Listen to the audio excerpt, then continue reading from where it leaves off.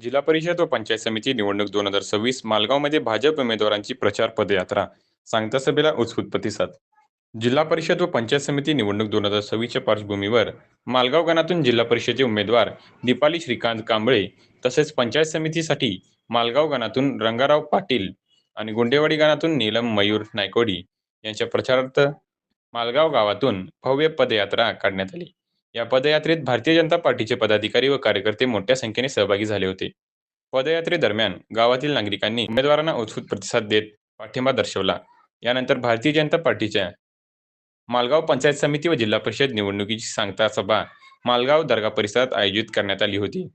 या सभेत आमदार सुरेश खाडे व भारतीय जनता पार्टीचे मिरज विधानसभा क्षेत्राचे प्रमुख काकासाहेब धामणे, माजी महापौर संगीताताई खोत, नगरसेवक गणेश माळी, नगरसेवक दया खोत, नगरसेवक निरंजन आवटी, माजी बांधकाम सभापती अरुण राजमाने तसेच महेश खराडे यांची प्रमुख उपस्थिती होती.